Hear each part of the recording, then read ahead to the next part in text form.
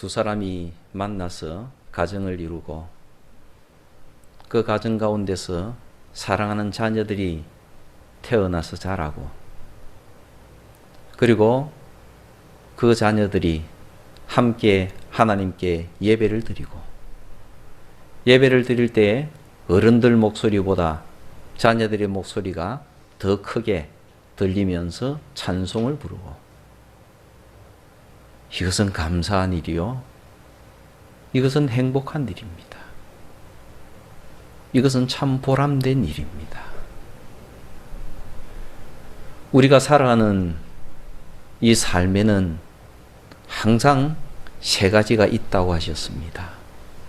그것이 믿음이 있고 소망이 있고 우리의 삶에는 언제나 사랑이 있다 하셨습니다. 소망이 있는 사람이 믿음이 생기고, 소망이 강한 사람이 믿음이 강해진다고 우리에게 가르쳐 주셨습니다. 그래서 소망을 위해서 기도하라 하십니다.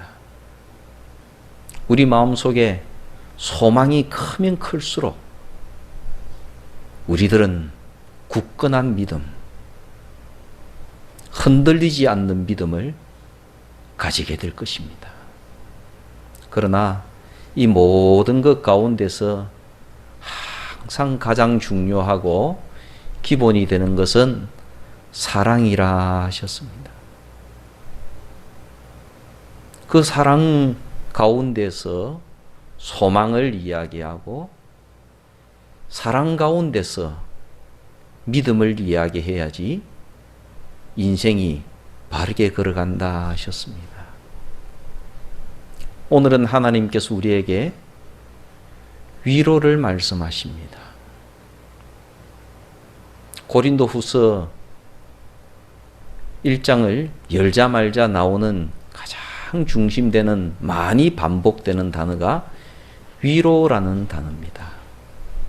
무려 10번 이상이나 이 위로라는 단어가 반복이 되어지고 있습니다. 고린도후서 1장을 통해서 하나님께서는 고린도 성도들을 위로하고 싶어 하시고, 이 고린도후서를 듣는 우리들을 하나님은 위로하고 싶어 하십니다. 우리들은 위로받아야 될 사람들입니다. 우리는 힘들 때도 많고 고통스러울 때가 많습니다. 누군가가 나를 위로해 주기를 참 바랍니다. 누군가가 나를 위로하게 될 때 나는 마음에 따뜻함을 느끼고 힘이 생기는 것을 보게 됩니다.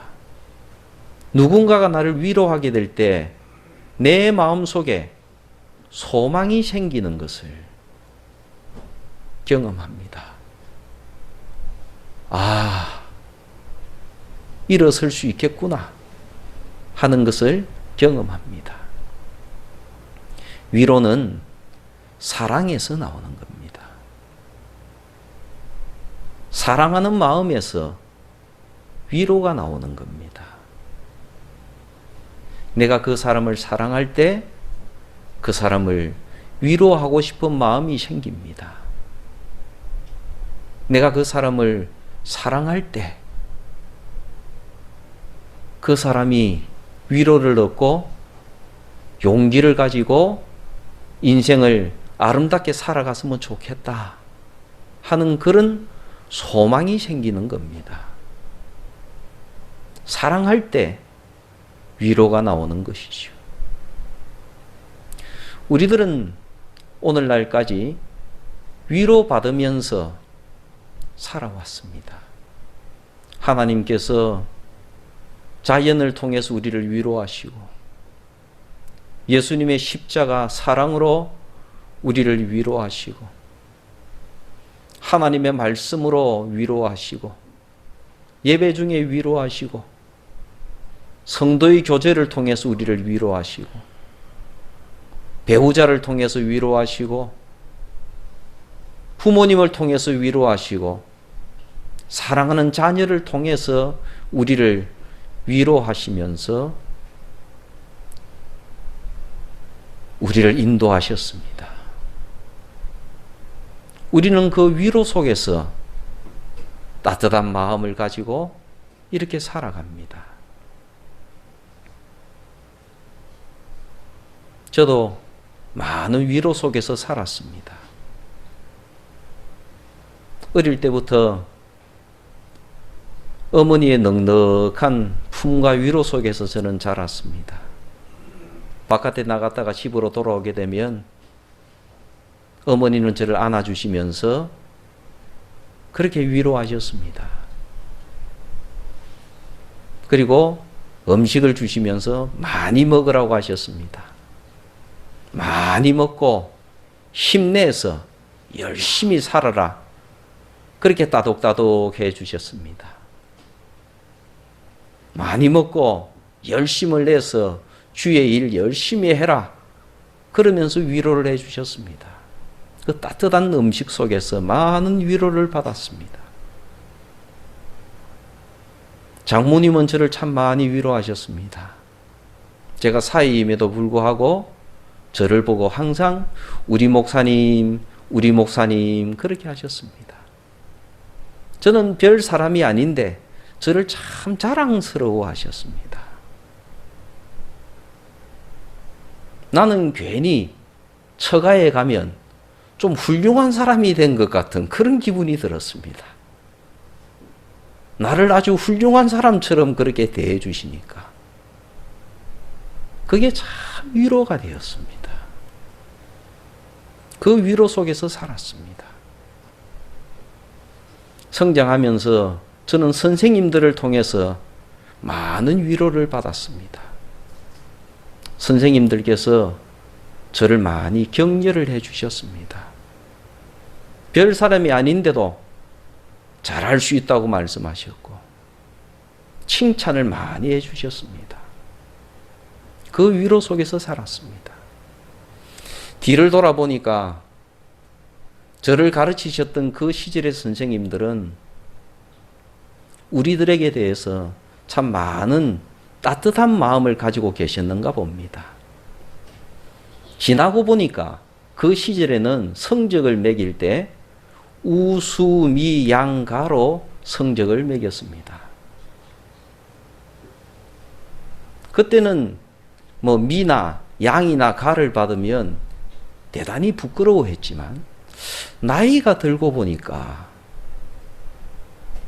요즘과는 달리 뭐 1등급, 2등급 이런 게 아니고 우수미양가 속에 선생님들의 위로의 마음이 들어 있었습니다. 수, 아주 잘했어. 너는 잘할 수 있는 사람이야. 우, 아주 우수했어. 훌륭했어. 너는 그렇게 살아갈 수 있는 사람이야. 앞으로도 용기를 가지고 살아. 미, 아름다워. 그만하면 잘한 거야. 훌륭한 거야. 그만하면 잘한 거라고. 그러면서 격려를 하셨습니다. 양호하지. 그만하면 잘한 거야. 양호해. 가능성이 있어. 걱정하지 마. 너 이 점수 받았다고 너 인생 끝난 거 아니야. 너 가능성이 있어. 포기하지 마. 성적을 매기는데 이렇게 기가 막힌 단어를 가지고 성적을 매겨주시는 거예요. 쓸모없는 학생은 아무도 없고 포기해야 될 학생은 아무도 없고 모두가 다 가능성이 있고 모두가 다 양호하고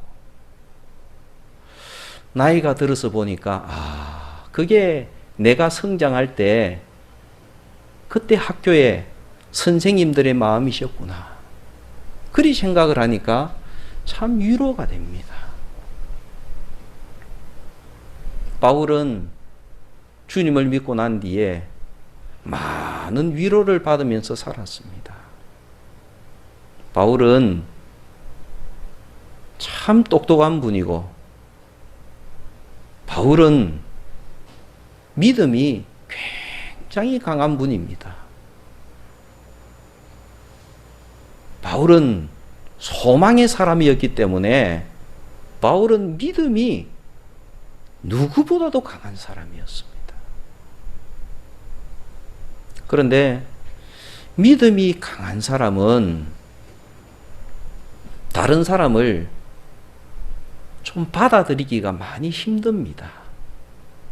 왜냐하면 자기의 믿음이 너무나 분명하고 확실하기 때문에 믿음에서 어긋나는 것을 참 받아들이기가 굉장히 어렵습니다. 그래서 바울은 신앙생활 하면서 칼 같은 사람이고, 그것 때문에 형제들 사이에 많은 다툼을 했던 사람입니다. 믿음이 강하기 때문에. 혹시 여러분들이 나는 믿음이 정말 흔들리지 않은 강한 믿음을 가지고 있다, 그런 생각을 하시게 되면 바울을 생각하시기 바랍니다. 바울 때문에 교회가 굳게 선 것도 많지만은 바울 때문에 교회가 힘든 때도 많았습니다. 그래서 바울은 고린도 교회를 향해서 편지를 쓰면서 두 번째, 실제적으로는 세 번째 편지입니다. 이 세 번째 편지를 보내면서 위로라는 단어를 많이 쓰고 있습니다. 고린도 교회는 믿음이 아주 강한 교회였습니다. 그렇기 때문에 믿음에 여러 종류가 있었습니다. 예를 들면 우리나라에도 나는 함석헌 선생님을 따라서 신앙생활을 하련다. 나는 주기철 목사님처럼 신앙생활을 하겠다. 나는 조용기 목사님의 설교가 좋고 그분을 따라서 신앙생활을 하겠다. 그렇게 생각하는 사람들이 있습니다. 거기에 대한 믿음이 강하면 강할수록 다른 믿음의, 다른 부류의 믿음을 참 받아들이기가 어렵습니다. 그래서 나는 누구를 따르겠다 하고 배척을 합니다. 그것은 믿음이 강해서 그렇습니다. 믿음이 강한 사람일수록 다른 부류의 믿음의 형태를 받아들이기가 굉장히 어렵습니다. 고린도 교회는 믿음이 굉장히 강한 사람들이 많았습니다. 그래서 나는 게바, 베드로죠. 베드로의 신앙생활, 그 신앙생활이 나는 가장 옳다고 생각을 한다. 그렇게 생각하면서 베드로가 가지고 있는 그 믿음을 따라서 신앙생활하는 사람들이 있었고, 어떤 사람은 나는 아볼로가 하는 그 신앙생활이 정말로 맞다고 생각을 한다. 아볼로는 굉장히 학식이 있는 사람입니다. 굉장히 지성적이고 모든 것을 지성적으로 설명을 잘하는 학문적인 사람이었습니다. 그래서 나는 아볼로의 신앙생활이 정말로 맞다고 생각을 한다 하는 사람도 있었습니다. 어떤 사람은 나는 오직 그리스도, 나는 어떤 사람이 전하는 그 복음이 제대로라고 생각을 안 하고 나는 예수님을 직접적으로 따르기를 원한다. 예수님처럼 신앙생활하는 것이 가장 옳다고 생각한다. 그런 믿음을 가지고 있는 사람도 있었고, 어떤 사람은 나는 바울처럼 신앙생활을 해야 된다고 생각을 한다. 뚜렷하게 오직 믿음으로 살아가는, 그리고 선교하는 그럼 바울처럼 신앙생활 하는 것이 가장 확실하게 맞다고 생각을 한다. 그렇게 하는 믿음이 강한 사람들이 고린도 교회에 굉장히 많았습니다. 문제는 고린도 교회의 믿음이 이 네 가지 중에서 한 가지만 가지고 고린도 교회가 이렇게 있으면 교회 안에 문제가 없는데, 문제는 뭔가 하면 한 교회 안에 마치 교단이 네 개가 있는 것처럼 각자의 믿음이 가장 옳다고 생각하는 그런 사람들이 네 부류나 있었으니까 교회가 얼마나 소란스러웠겠습니까? 요즘은 한국 교회가 별로 그렇지 않습니다만은 한국 교회의 초기에는 이 교단의 이 모습들이 굉장히 달랐습니다. 그리고 서로 간의 교류를 거의 하지 않았습니다. 서로 간에 좋지 못한 말도 했습니다. 왜? 믿음이 너무 뚜렷하니까. 그런데 고린도 교회는 한 교회 안에 네 개의 교단이 있는 것과 똑같았습니다. 그러니까 얼마나 교회가 소란스러웠겠습니까? 기록을 안 해서 그렇지 교회 안에서 다툼도 많이 했을 겁니다. 원래 신앙을 가진 사람들끼리는 서로 간에 타협이 잘 안 됩니다. 믿음이 투철하면 투철할수록 서로 간에 대화가 안 돼요. 자기의 믿음만 옳다고 주장을 하니까. 그러니까 고린도 교회는 다툼이 많고 상처가 많고 믿음은 너무나도 확실한 믿음들을 가지고 있어서 떨어져 나가지는 않는데 그 교회 안에는 아픔이 많았습니다.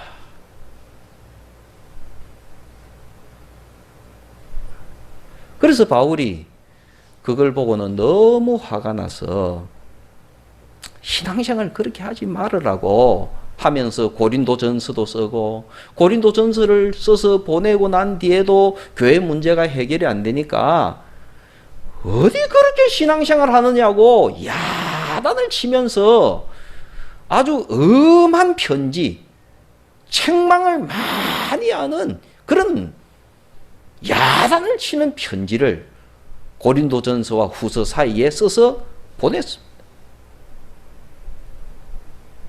그리고 난 뒤에도 바울도 믿음이 강한 사람이니까 이대로 두어서는 안 되겠다 생각되니까 내 직접 찾아간다 그랬습니다.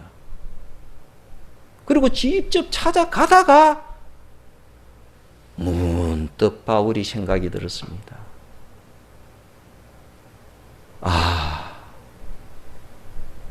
나도 고린도 교인들과 같은 사람인데 하나님이 나를 어떻게 대하셨는가? 그럴 때 하나님께서 나를 책망하신 것이 아니라 하나님께서 나를 위로하셨는데,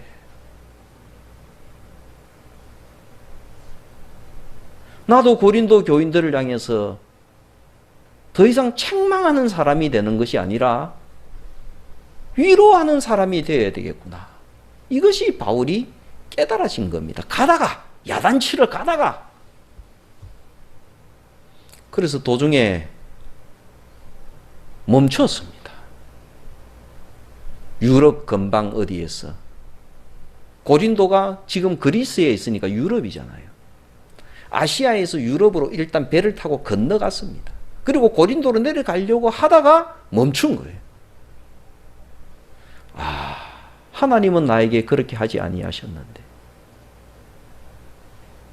그리고는 거기에서 하나님의 위로를 생각을 하고 고린도 후서를 씁니다.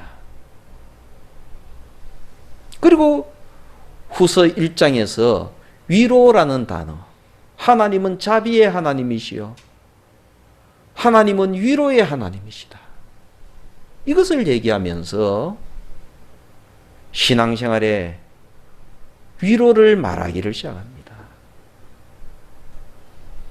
너희들은 위로받아야 될 사람들이다. 너희들이 지금 많은 환난 가운데 있구나. 교회가 그렇게 어지럽고 어지러우니 얼마나 마음에 환난이 심하겠느냐. 너희는 하나님의 위로를 받아야 될 사람들이다.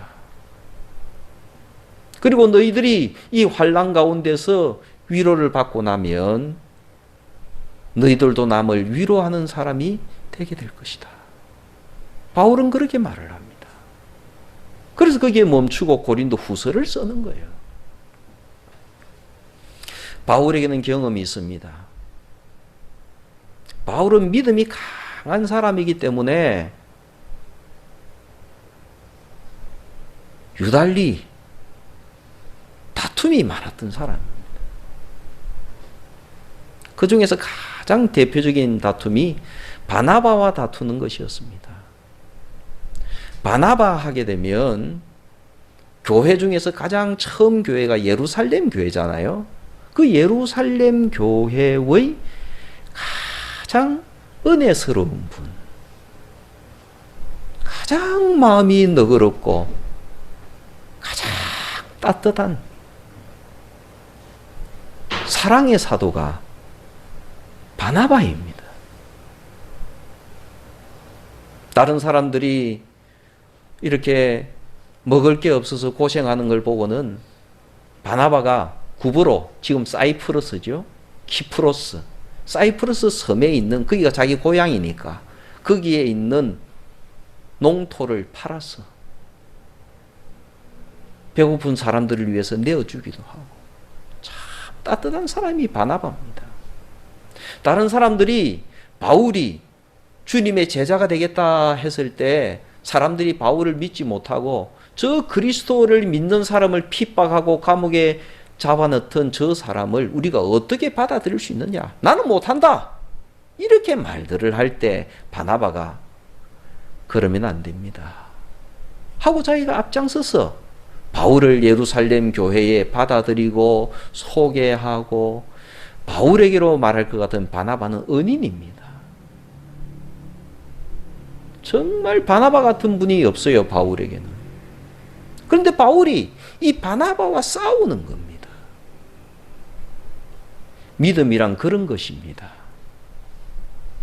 믿음만 강하게 되면 바울과 같은 사람이 됩니다. 초기의 바울. 믿음으로 말하면 바울의 믿음을 따를 사람이 누가 있겠습니까? 그러나 바울은 바나바와 싸우는 사람이었습니다. 마가 때문에 싸웠죠. 마가가 아직은 믿음이 연약해서 버가라는 곳에서 선교 여행을 떠났다가 도중에 돌아가 버리지 않습니까? 예루살렘으로. 그러니까 바울이 생각할 때는 저렇게 믿음이 약한 사람, 저 사람이 어떻게 주님의 제자이고 어떻게 선교를 할 수 있는가? 주를 위해서 따라 나섰으면 목숨을 걸고 믿음으로 살아가야지. 나는 마가를 이해하지 못하겠다. 그래서 너무너무 화가 나서 버가라는 곳에서는 마음이 막 뒤틀어져서 복음도 전하지 않았습니다. 이게 바울이었어요. 이것이 믿음의 모습입니다.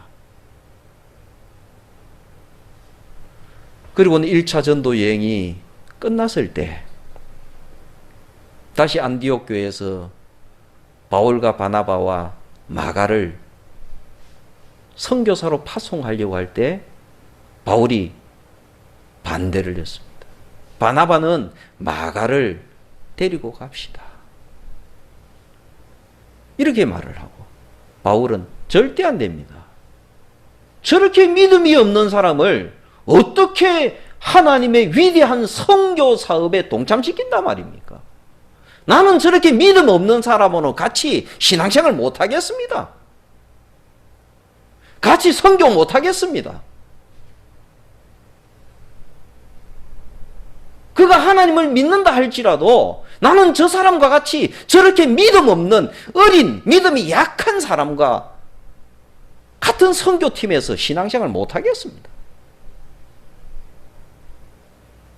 바나바는 자꾸 바울을 설득합니다. 바울은 절대로 굽히지 않습니다. 왜요? 믿음이 강하니까. 믿음이 강한 사람이 굽히는 거 봤습니까? 순교를 할지언정 굽히지 않습니다. 그게 믿음의 본질이에요. 그러니까 바나바도 보다 못해서 언성이 높아가고 그렇게 온유한 바나바와 바울이 대판 싸웠습니다. 성도 여러분, 이것이 믿음의 모습이에요. 그 중에 제일은 사랑이라는 의미가 무엇인지 아시겠죠?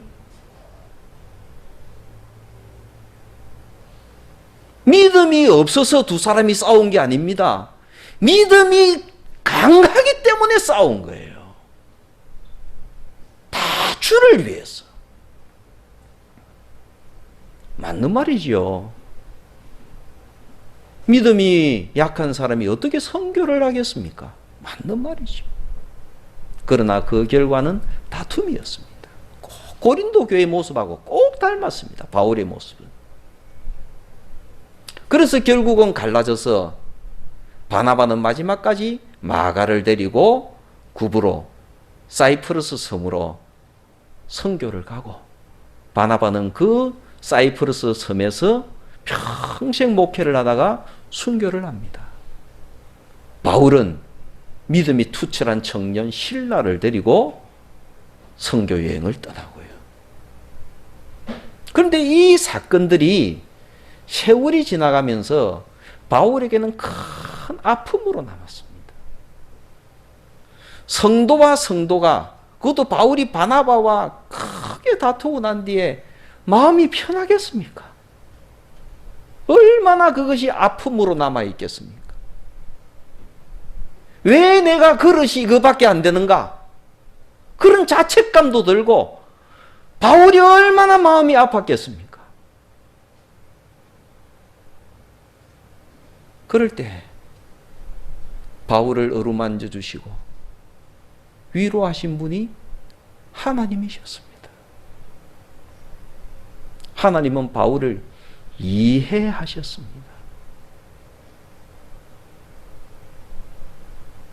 사람이 모든 것을 다 잘할 수 있는 사람은 없잖아요. 이 사람은 이것이 부족하고 저 사람은 저것이 부족하고 다 부족한 점이 있잖아요. 달란트가 있는 반면에 부족한 점도 있는 것이 사람입니다. 하나님은 바울의 그 중심을 보시고 달란트를 보시고 선교사로 부르셨습니다. 그러나 바울은 많이 부족한 사람이었습니다. 그 부족한 바울을 하나님이 이해를 하시는 겁니다. 그 부족함 때문에 떨쳐내고 밀어내신 것이 아니라 부족함이 있음에도 불구하고 바울을 안아주시고 위로하셨습니다. 위로하신다는 것은 가까이 부른다는 겁니다. 자기 옆에 가까이 불러서 등을 잡고 따독따독 이렇게 하는 게 위로입니다. 위로라는 것은 사람을 멀찍이 놔놓고 하는 거 아니에요. 위로는 사람을 가까이 불러서 조용한 말로 따둑따둑 하는 것입니다. 이해를 해주는 거죠. 부족한 것도 이해를 해주고 모자라는 것도 이해를 해주고 내 부족함을 알매도 불구하고 나를 불러서 다독다독 할 때 그게 나에게는 위로로 다가오는 겁니다. 내가 부족한 걸 왜 몰라요? 알아요. 내가 잘못한 걸 왜 몰라요? 알아요. 그럼에도 불구하고 나를 불러서 따둑따둑 해주고 내가 부족한 걸 알면서도 이해를 해주고 그게 위로예요. 바울은 하나님께로부터 이 위로를 많이 받았습니다. 그러니까 바울이 다시금 일어서잖아요. 고린도 교회를 향해서 가다가 자기 믿음대로 야단을 치러 가다가 순간적으로 하나님께서 나에게 그렇게 안 하셨는데 하는 생각이 들면서 거기서 멈추잖아요. 그리고는 거기서 위로의 편지를 쓰는 겁니다. 그리고 나중에는 고린도 교회로 가서 따뜻하게 서로 은혜스럽게 모든 일을 잘 해결을 합니다.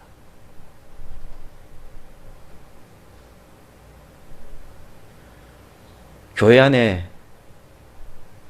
아직까지는 부족해서 나는 게바의 믿음을 따르겠다, 아볼로의 믿음을 따르겠다, 그리스도의 믿음을 따르겠다, 바울의 믿음을 따르겠다. 뭐 좀 그러면 어떻습니까? 부족해서 그런데요. 그들이 믿음이 없는 것도 아니잖아요. 그들이 소망이 없는 것도 아니잖아요. 그들이 형제가 아닌 것도 아니잖아요. 단지 부족한 거잖아요. 만약에 우리가 부족하기 때문에 우리 주변에 있는 사람들이 우리를 버렸으면 우리는 쓸만한 인간이 못 됐을 겁니다. 제 부족함만을 누군가가 보고 계속 지적을 하면서 너는 안 돼 라고 말을 했으면 저는 오늘 이 목사의 자리에 서지 못했을지도 모릅니다.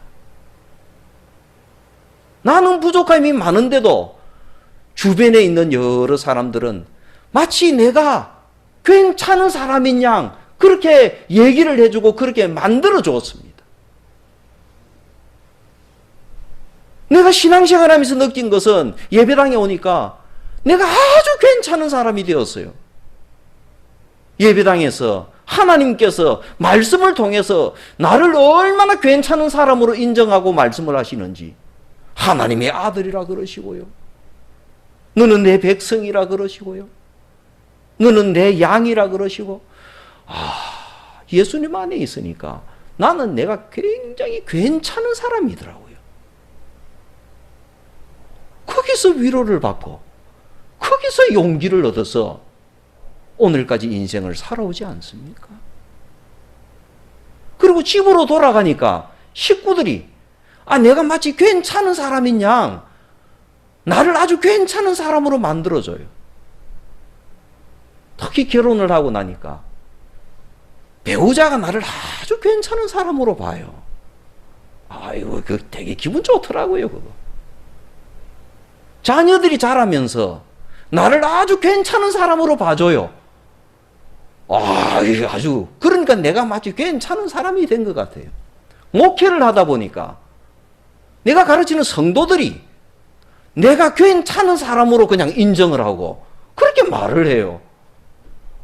나는 성도들 앞에 서게 되면 괜찮은 사람이 돼요. 이게 위로잖아요. 그 위로로 힘을 얻고 살아가지 않습니까? 사랑하는 성도 여러분, 우리는 다 위로받아서 살아온 사람들이고 지금도 위로받아야지 용기가 생기는 사람입니다. 그래서 오늘 말씀대로 이후에는 다른 사람을 위로하는 사람으로 인생을 살아가라 하십니다.